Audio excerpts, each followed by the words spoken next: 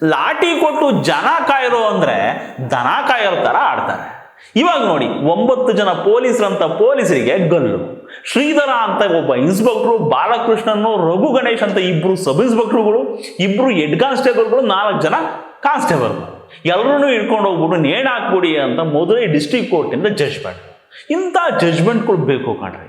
ಇದು ಜನರಿಗೆ ನಮ್ಮ ನ್ಯಾಯಾಂಗ ವ್ಯವಸ್ಥೆ ಮೇಲಿರೋ ನಂಬಿಕೆಯನ್ನ, ಭರವಸೆಯನ್ನ 100 ಪಟ್ಟು ಜಾಸ್ತಿ ಮಾಡ್ತಾರೆ.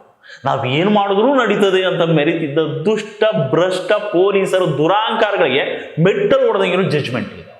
ಜನರ ಮೇಲೆ ಕೈ ಎತ್ತೋ ಪ್ರತಿ ಪೊಲೀಸರಿಗೂ ಇದೊಂದು ಎಚ್ಚರಿಕೆಯ ಪಾಠ ಆಗಬಹುದು. ನಮ್ಮ ತಮಿಳುನಾಡಿನ ತೂತುಕುಡಿ ಡಿಸ್ಟಿಕ್ ಅಲ್ಲಿರೋ ಸಾತಂಕುಳಂ ಪೊಲೀಸ್ ಸ್ಟೇಷನ್ ಅಲ್ಲಿ ಡ್ಯೂಟಿ ಮಾಡಿದ 3/4 ಡಜನ್ ಪೊಲೀಸರಿಗೆ ಮರಣದಂಡನೆ. ಈ 2020ರಲ್ಲಿ ಕೋವಿಡ್ ಬಂದು ಲಾಕ್ಡೌನ್ ಅಂತ ಮಾಡಿದಾಗ ಪೊಲೀಸರ ಕೈ ಕೋಲ್ ಕೊಟ್ಬಿಟ್ಟು ಜನ ಕಾಯ್ರಿ ಅಂತ ಬಿಟ್ಟಿದ್ರಲ್ಲ, ಅವಾಗ ನೋಡ್ಬೇಕಿತ್ತು ಇವ್ರ ಆರ್ಭಟಗಳನ್ನ. ಇರೋ ಬರೋ ಪ್ರೆಸ್ಟೇಷನ್ ಎಲ್ಲ ತೀರಿಸ್ಕೊಂಡ್ಬಿಟ್ರು. ಆ ಟೈಮಲ್ಲಿ ನರ ಮನುಷ್ಯರು ಎಲ್ಲಿ ಕಂಡ್ರು ಬಿಡ್ತಿರಲಿಲ್ಲ. ಕೊರೋನಾಗಿಂತ ಜಾಸ್ತಿ ಇವ್ರದ್ದೇ ಟಾರ್ಚರ್ ಜನಕ್ಕೆ.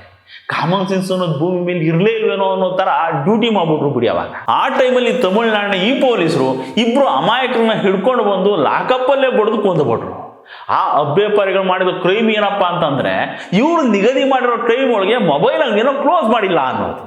ಅದೇ ದೊಡ್ಡ ಕ್ರೈಮ್ ನೋಡಿ. ಪಿ ಜಯರಾಜು ಅನ್ನೋ ಒಂದು ಹಿರಿ ಜೀವ, ಇವ್ರ ಮಗ ಜೆ ಬೆನಿಕ್ಸು ಅಂತ ಇಬ್ಬರನ್ನೂ ಕರ್ಕೊಂಡು ಬಂದು ಈ 9 ಜನ ಕಾಕಿ ಬಟ್ಟೆ ಹಾಕೊಂಡಿರೋ ಗೂಂಡಾಗಳು ರಾತ್ರಿಯೆಲ್ಲ ಬಡಿದ್ರು, ಕೊಂದ್ರು. ಸಾಕ್ಷಿ ಸಿಗಬಾರ್ದು ಅಂತ ಇಡೀ ಸ್ಟೇಷನ್ ಕ್ಲೀನ್ ಮಾಡೋದು, CCTV ಫುಟೇಜ್ ಅನ್ನ ಡಿಲೀಟ್ ಮಾಡಿ ಕೈ ತೊಗೊಂಡು. ಎಂಥ ಕ್ರಿಮಿನಲ್ಗಳು ನೋಡ್ರಿ ಇವರೆಲ್ಲ. ಇಂಥ ಮೃಗಗಳಿಗೆ ಮನುಷ್ಯರ ಜೊತೆ ಬದುಕೋ ಯೋಗ್ಯತೆ ಇಲ್ಲ ಅಂತಾನೆ ಈ ತೀರ್ಪು. ಆ ಟೈಮಲ್ಲಿ ಈ ಇನ್ಸಿಡೆಂಟ್ ಸಿಕ್ಕಾಪಟ್ಟೆ ಸೌಂಡ್ ಮಾಡಿತು.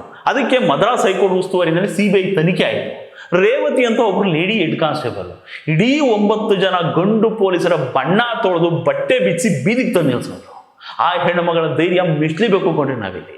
ಇಡೀ ಸ್ಟೇಷನ್ ಇನ್ವಾಲ್ವ್ ಆಗಿರೋ ಒಂದು ಕ್ರೈಮ್ ವಿರುದ್ಧ ಒಬ್ಬ ಲೇಡಿ ಕಾನ್ಸ್ಟೇಬಲ್ ನಿಂತ್ರೆ ಏನೇನೆಲ್ಲ ಫೇಸ್ ಮಾಡಬೇಕು ಅಂತ ಯೋಚನೆ ಮಾಡಿ.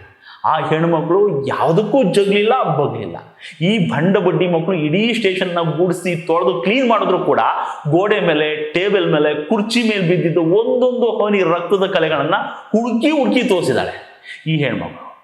ಇಡೀ ರಾತ್ರಿ ಆ ಅಮಾಯಕ ಜೀವಿಗಳನ್ನ ಬಟ್ಟೆ ಬಿಚ್ಚಿಸಿ ಬೆತ್ತಲೆ ಮಾಡಿ ದನಕ್ಕೆ ಬಡ್ದಂಗೆ ಬಡ್ದು ಕೊಂದ ಪೊಲೀಸರ ಕ್ರೌರ್ಯದ ಬಗ್ಗೆ ಕಟ್ಕಟೆಯಲ್ಲಿ ನಿಂತ್ಕೊಂಡು ಖುದ್ದಾಗಿ ಸಾಕ್ಷಿ ಹೇಳಿದಾಳೆ ಈ ಹೆಣ್ಮಗಳು. ಅದಕ್ಕೆ ಇವತ್ತು ಈ ಪೊಲೀಸ್ ದನಗಳು ನೇಣು ಕುಣಿಕೆ ಹತ್ರ ಬಂದು ನಿಂತಿರೋದು. ಕಾನೂನು ರಕ್ಷಣೆ ಮಾಡೋರೆ ಪಕ್ಷಕರಾದ್ರೆ ಸಮಾಜ ಉಳಿತದ ಹೇಳಿ. ಪೊಲೀಸ್ ಡಿಪಾರ್ಟ್ಮೆಂಟ್ ಒಂದು ಕರೆಕ್ಟಾಗಿ ಇದ್ದ ಬಿಟ್ರೆ ಇಡೀ ಸಿಸ್ಟಮ್ ಕರೆಕ್ಟಾಗಿರುತ್ತೆ ಕಾಣ್ರಿ.